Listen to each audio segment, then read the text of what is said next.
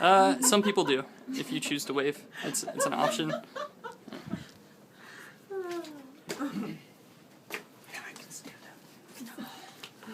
It was around last spring while surfing, while doing some web surfing, that I first noticed that ads that seemed directly related to things I commonly search for.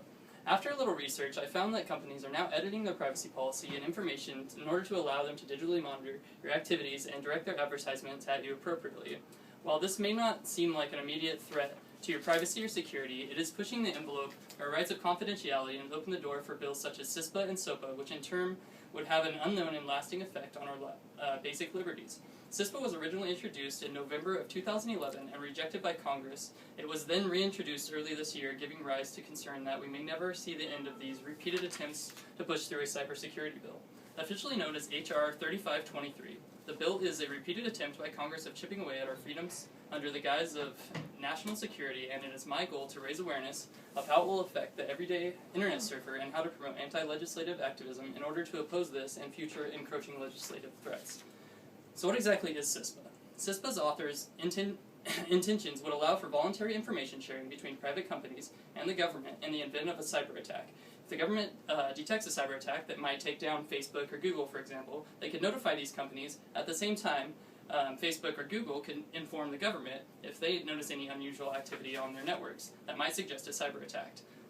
Some argue that it's necessary to protect our citizens from cyber attacks from foreign enemies in other countries.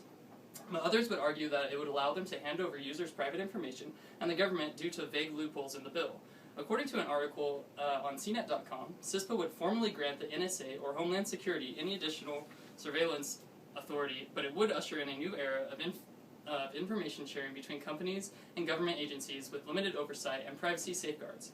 The controversy lies within the section that says, notwithstanding any other provision of law.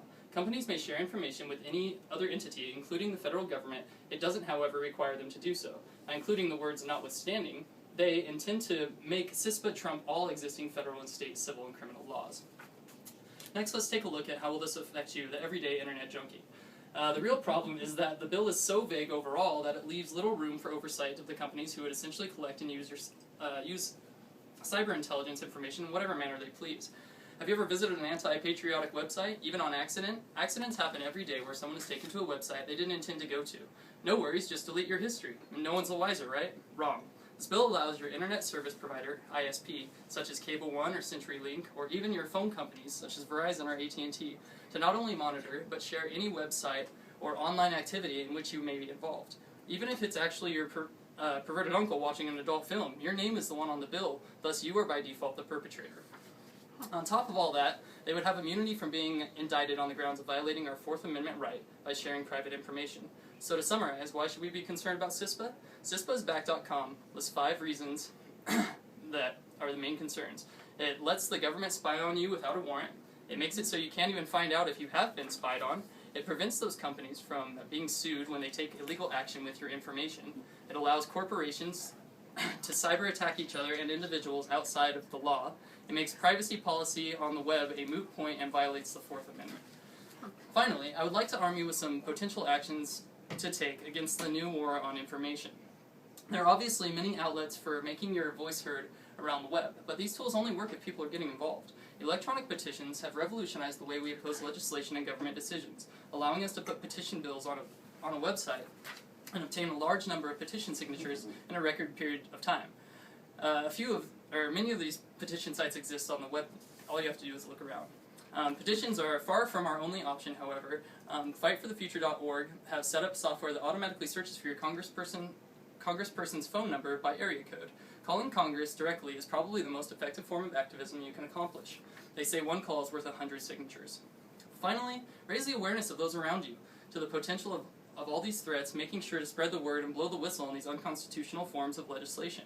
Our ability to communicate on a mass scale through the internet and social networking is precisely why it has become so valuable to us, while being such a threat to our government, and why it's so important to protect those privileges before it's too late.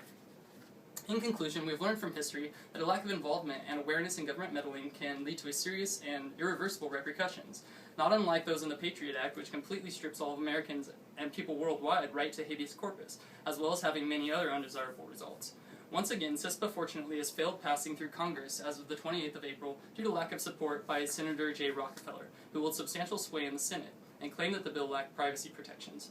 According to webpronews.com, just when you thought that maybe this thing was dead, a member of Senator Rockefeller's committee said, "Issues and provisions of CISPA will be divvied up and made into separate bills. This means many dangerous pieces of the bill may slip through the cracks of Congress, and as so many have done before." Representative Jared Pullis said it best during the debate when pointing out that CISPA would waive every single privacy law ever enacted in the name of cybersecurity. Allowing the military and NSA to spy on Americans on American soil goes against every principle this country was founded upon. That was good. Yay! Now I can scan all of us again. Yay. That was really good.